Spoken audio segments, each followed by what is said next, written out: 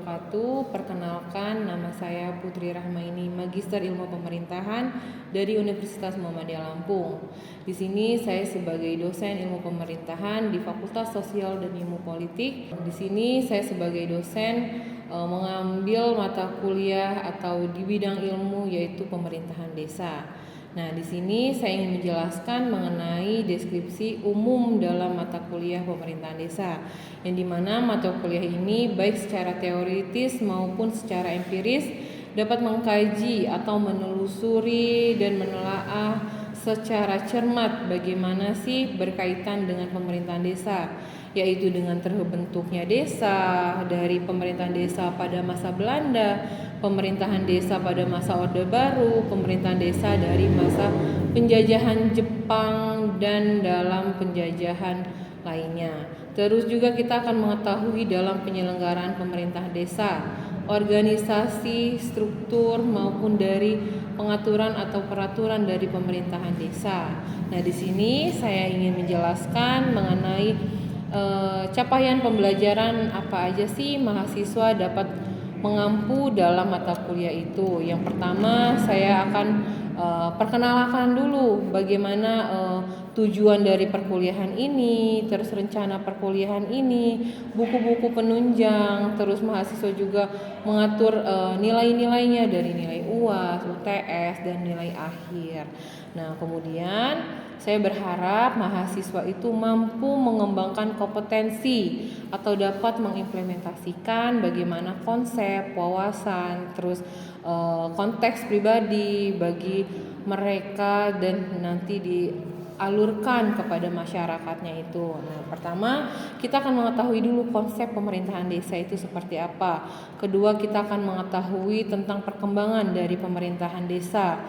Bagaimana mahasiswa nanti mampu mengembangkan atau mengimplementasikan kaidah-kaidah dalam perkembangannya itu. Terus mereka mencatat, mereka berdiskusi dan lain sebagainya. Terus ada sejarah singkat mengenai pemerintahan desa. Jadi desa itu berbeda-beda. Jadi dalam penyebutan itu harus sesuai dengan keadaan desa setempat gitu ya. Jadi tugas pokok dan fungsi dari pemerintahan desa itu menjadi pertama dalam pemerintahan desa. Terus kita menganukan organisasi maupun dari struktur dari perangkat desa. Terus dari serta 6 dari teori yang tadi saya sebutkan, kita melakukan kuis. Bagaimana sih mahasiswa ini mengembangkan atau mengimplementasikan di dalam konsep mereka dalam belajar. Nah, itu nanti saya beri skor atau nilai yang baik untuk mereka. Kemudian dilanjutkan dengan ujian tengah semester. Nah, kemudian di pertemuan 10 kita akan melanjutkan tentang hubungan pemerintah desa dengan perangkat desa. Terus kita mengetahui kewenangan atau kekuasaan dari lembaga pemerintah desa. Terus kita mengetahui lagi tentang pemerintah pusat dan pemerintah daerah dan pemerintah desa. Bagaimana pemerintah desa sudah dapat mengatur urusan rumah tangganya sendiri ya. Jadi bagaimana kita mengetahui tentang tujuan, nilainya, dimensinya. Terus kita mengetahui prinsip-prinsip dari otonomi daerah tersebut. Terakhir, kita akan mengetahui kedudukan dan peran apa aja sih dalam pemerintah pusat, pemerintah daerah, dan pemerintah desa gitu ya. Jadi kita harus mengetahui hubungan-hubungan baik nggak antara kedudukan dan peran yang dilaksanakan atau yang telah dilakukan oleh pemerintah desa gitu. Nah, yang terakhir kita ada evaluasi dalam ujian akhir semester. Nah, di situ mahasiswa berdiskusi atau mencatat atau mereview dalam CPL-CPL yang sudah diberikan oleh dosen pengampunya gitu. Terima kasih, cukup sekian dari saya. Wabillahi taufiq wal hidayah. Wassalamualaikum warahmatullahi wabarakatuh. Assalamualaikum warahmatullahi wabarakatuh. Waalaikumsalam warahmatullahi wabarakatuh. Selamat pagi rekan-rekan sekalian. Ibu jadi kita lanjutkan dari mata kuliah pemerintahan desa. Ini pada pertemuan 2 dan pertemuan 3 ya, jadi dibahas dalam satu minggu. Nah, dari sini sudah pada memahami apa sih pemerintahan desa? Oh, Pak, mau nggak tentang pemerintahan desa? pemerintahan itu? Pemerintah. Pemerintah sebagai organnya, ya, sebagai organnya. Kalau pemerintahan sebagai menjalankan. Ya, jadi kita untuk mengetahui dulu kita lihat dasar hukum dari Undang-Undang Nomor 6 Tahun 2014 tentang Desa, yang dimana dalam pemerintahan itu pasti kita mempunyai dasar hukumnya. Benar ya sih ya? Jadi kita harus mengetahui. Dan dalam peraturan pemerintahan, ya, silakan, Pemerintahan Nomor 43 Tahun 2014, kita mengetahui tentang peraturan dalam pelaksanaannya. Jadi kita harus mengetahui dulu dasar hukum dari pemerintahan desa itu seperti apa. Nah, di sini dijelaskan bahwa pemerintah adalah suatu lembaga atau badan yang bertanggung jawab atas penyelenggaraan pemerintah. Bagaimana pemerintah itu mengelola, bagaimana pemerintah itu mengatur, bagaimana pemerintah itu yang mengawasi. Ya, benar tidak? Dan juga pemerintah mempunyai wewenang ataupun dalam membuat penegak dalam undang-undang. Bagaimana kita menjalankan kebijakan yang sudah ditetapkan oleh pemerintah. Ya, jadi bagaimana pemerintah itu secara terpilih yang ditunjuk sebagai pejabat. Ya, jadi pejabat tinggi lah. Bagaimana pemerintah itu menjadi suatu pemerintah yang menjadi peran dalam utama di dalam pemerintahan. Benar nggak sih? Berarti kalau nggak ada pemerintah nggak bisa berjalan dong, Bu. Karena itu suatu lembaganya, Bu. Karena itu sebagai organ, sebagai apa ya, petunjuk lah dalam peraturan perundang-undangannya. Nah, di sini pengertian desa. Desa itu apa sih? Pemukiman, ya? Apa? Perkumpulan. Terus apa lagi? Banyaknya. Jadi bagaimana desa itu sebagai tempat pemukiman kita, sebagai tempat tinggal kita. Mungkin kata desa juga beda wilayah, beda nama ya. Ada pekon, ada dusunnya, dianya. Mungkin di tempatnya Amel di mana, dusun atau pekon, gitu, di kanan dan lain sebagainya. Jadi itu beberapa populasi dalam beberapa jiwa yang berlokasi di daerah pedesaan. Nah, jadi bagaimana dalam dasar hukum itu pun kita dapat melihat bahwa desa merupakan kesatuan masyarakat hukum yang memiliki batas-batas wilayah yang berwenang mengatur dan mengurus urusan pemerintah. Nah, jadi di desa juga berhak mengatur dan mengurus rumah tangganya sendiri yang disebut dengan apa? Otonomi desa, ya.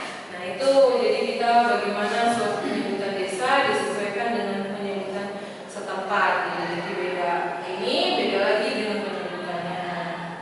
Paham? Paham nggak? Ya, jadi nah ini lain hal dari kedudukan dan jenis adat, yang dimana desa berkedudukan di wilayah kabupaten maupun dari kota. Desa juga terdiri dari desa dan desa adat. Nah, tadi ya bagaimana suatu penyebutan desa adat disesuaikan dengan daerah masing-masing. Nah, di sini dirangkum dari pengertian pemerintah desa. Sebagaimana pemerintah di tingkat desa ada lembaga pemerintahan yang bertanggung jawab dalam penyelenggaraan pemerintahan yang ada di desa. Yang tadi sudah dijelaskan dari awal bagaimana mereka dapat mengurus atau mengelola urusan rumah tangganya masing-masing. Ya, jadi pemerintah desa juga berperan sangat cukup penting dalam meningkatkan kualitas, ya, mempromosikan pembangunan untuk kesejahteraan masyarakat, terus stabilitas di tingkat desa. Bagaimana sih Bu stabilitasnya? Ya, bagaimana mereka menjaga keselarasan dalam bermasyarakat itu seperti apa? Nah, itu diperlukan ya. Jadi kayak kemarin kalian KKN tuh, nah itu benar-benar fungsi dari pemerintahan desa ya. Jadi bagaimana prakteknya pemerintah desa, badan BPD-nya, benar nggak sih? Itu pasti kemarin di KKN Mas itu gimana? Benar-benar tahu ya fungsi dari pemerintahan desa itu apa gitu. Nah, jadi bagaimana tergantung pada sistem pemerintahan yang dianut ataupun dari hukum lokal yang berlaku. Ya. Nah, terus kita nggak hanya di pemerintahan, kita sehari-hari saja kita mempunyai kewenangan ya. Ibu mempunyai kewenangan untuk mengatur kalian. Kalau kalian nggak mengatur ya silahkan keluar dari sini gitu. Nah, di desa juga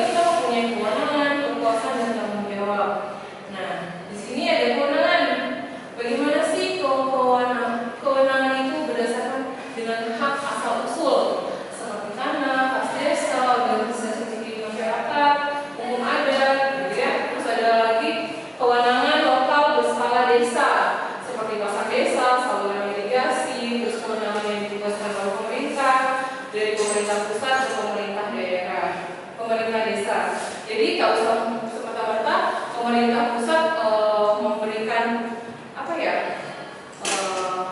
kebijakan atau keputusan, karena mereka sudah saling gitu. Jadi nggak usah dari pemerintah daerah lagi, jadi dari pemerintah pusat bisa langsung ke pemerintah desa gitu ya. Dan ini catatan bagaimana kewenangan nomor 1 dan 2 diatur dan diurus oleh desa, dan sebagaimana kewenangan nomor 3 dan 4 diurus juga oleh desa. Jadi ini disurasi dengan penugasan dan disertai biaya masing-masing. Jadi saling berkaitan satu sama lainnya. Jadi bagaimana diatur dan diurus oleh pemerintah desa dan yang diurus oleh desa setempat, gitu ya. Paham ya sampai kewenangan? Nah, di sini lanjutan dari penyelenggaraan pemerintah desa. Bagaimana pemerintah desa yang diselenggarakan oleh pemerintah desa, pemerintahan ya. Jadi bagaimana pemerintah desa terdiri dari kepala desa dan perangkat desa atau dengan sebutan kata lain sesuai dengan tempat masing-masing. Perangkat desa terdiri dari sekretariat desa, pelaksana kewilayahan, dan perangkat teknis. Ya, jadi ini menjadi apa ya? Struktur dari organisasi di pemerintahan desa, gitu ya. Jadi bagaimana penyelenggaraan dengan baik, ya maka mereka mempunyai kaul-kaulnya banyak sekali ya. Ada kaul kewilayahan, kaul kesejahteraan, kaul pembangunan, kaul banyaklah gitu ya. Nah, apa sih tugas dari kepala desa ini? Banyak ya, kita membantu membuat pembinaan, kita membantu memberdayakan masyarakat. Itu yang kita dapat lihat di dalam upaya bagaimana kepala desa bertugas menyelenggarakan pemerintahan desa dalam pemberdayaan. Terus masa jabatan desa itu 6 tahun sejak tanggal pelantikan yang menjabat. Nah, maksimal dari pejabatan itu hanya 3 kali jabatan saja gitu. Kalau kita di kepala daerah hanya 2 kali ya sih ya. Itu bedanya. Terus kayak mana sih Bu dalam pemilihannya kita bahas ya. Nah, di sini bagaimana kepala desa tidak melaksanakan kewajiban dan melanggar akan diberikan sanksi. Bukan hanya kepala desa saja yang diberikan sanksi, saya juga pun bisa diberikan sanksi oleh rektor kalau saya tidak menuruti kalian selama 4 kali pertemuan ya. Jadi bagaimana tanggung jawab ataupun tugas dari pemerintah setempat itu, bagaimana kita memahaminya lah ya, bagaimana penulisannya, tertulisnya, pemerhatiannya ya. Jadi ada pemberian langsung, kamu saya pecat, nggak bisa lagi kamu di kepala desa gitu. Bisa kalau dilakukan oleh BPD ya. Nah, apa aja sih yang didapatkan oleh kepala desa? Ada dapat mengusulkan ke organisasi seperti kayak ketuanya, siapa ininya, ada kaulnya siapa, dan lain sebagainya. Mengajukan rancangan dan menetapkan PRDes, peraturan desanya. Menerima penghasilan tetap selama sekian bulan. Bagaimana tunjangannya, bagaimana lainnya, serta jaminan kesehatan. Lengkap sekali ya. Jadi kepala desa sudah benar-benar mencakup semuanya lah bahasanya ya. Terus yang keempat adalah mendapatkan perlindungan hukum atas kebijakan yang telah dilaksanakan, gitu ya. Jadi bagaimana kita melaksanakan hak-hak yang sudah memang menjadi kodrat kepala desa dalam mengurus kampung itu, gitu ya. Paham? Artinya paham? Boleh tanya kalau ini. Nah, kewajiban kepala daerah. Terus sama ya dengan kewajiban dari kepala desa, bagaimana mengelola keuangan, melaksanakan pemerintah, mengelola perekonomian, mengembangkan potensi SDA. Apalagi di desa banyak sekali ya SDA, SDM ya. Bagaimana potensial di desa itu sangat cukup berkembang ya. Bagaimana kemarin ya di KKN-nya katanya singkong bisa jadi malah combro gitu. Jadi kayak kalau di desa bisa hidup gitu ya.